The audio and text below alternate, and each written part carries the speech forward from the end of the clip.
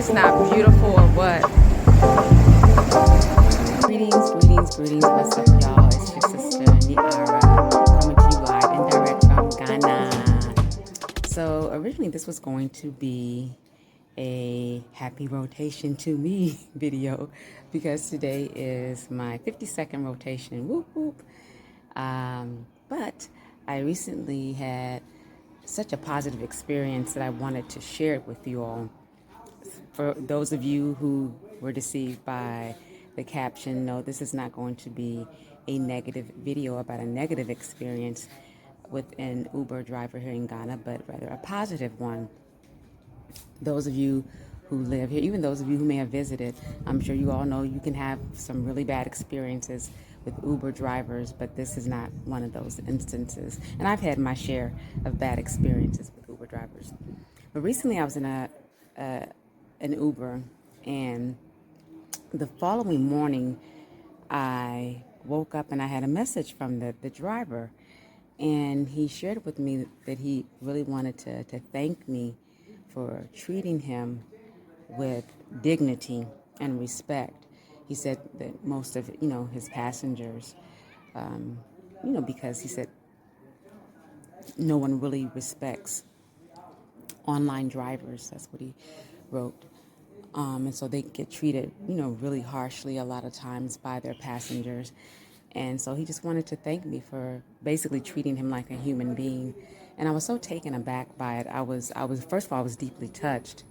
But then on the flip side, it saddened me as well, because this is what capitalism has done to us, right? It commodifies everything and everyone. And in Ghana, you already have severe, like hyper elitism and classism. That's one of the vestiges of colonialism. And so it's even more exacerbated here. You can really see like the distinctions between the different classes, and how people who are at a lower socioeconomic level, how they're treated with so much disregard and disrespect. Some of the things that you can see here are just mind-blowing. For example, one time, and this is something that you can see regularly, but I remember one time specific, my husband and I were at a store shopping, and I remember this man coming out, and he had bought a case of water. Big burly man gets into this big huge SUV, and he has this young woman, she's working at the shop, one young woman carrying this big old case of water for him. And I was like, what in the hell? She's carrying it out to his car. And so but it's the norm. It's something that's very normal that you'll see here. And again, it goes back to classism, which again, as I said, that's one of the vestiges of colonialism. And so, going back to this Uber driver, I was so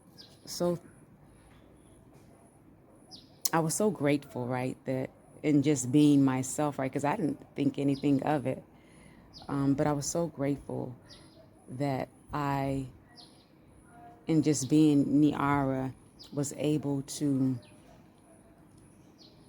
make him feel human again, and to bring some positivity into his day, because I can only imagine what it must feel like working a job 6, sometimes 7 days a week, because some of these brothers work every day, Monday through Sunday. So imagine you working 7 days a week, and we'll just say on average 8 to 10 hours, probably more than that per day. And then the great majority, 95% of your passengers treating you with such inhumane and just denigrating behavior. Imagine what that can do to the psyche of an individual. Imagine the type of trauma that you begin to experience as a result of that. So it's something that I think that we should be more mindful of, those of us, when we are in these positions where we're in the vehicle of an Uber driver, to be mindful of how it is that we're engaging these brothers, because the work that they do is not easy. They don't get paid a lot. And then on top of that, you have the owners of these apps, Uber, Bolt, Yango, that take these huge amount of profits from, their rides. So they'll make what, 50, 60 CDs on one ride, right? But the app is taking 25% of that, so they have to work extremely hard, just to be able to sustain themselves, and it's not the type of position where you can actually earn a proper living from, be able to take care of a family. Many of the drivers that I meet, they, have aspirations of going abroad, not because they just have this desire to want to live in the U.S., to want to live in the West, but because they know that driving for Uber, driving for Bolt, driving for Yango, it is not a sustainable career.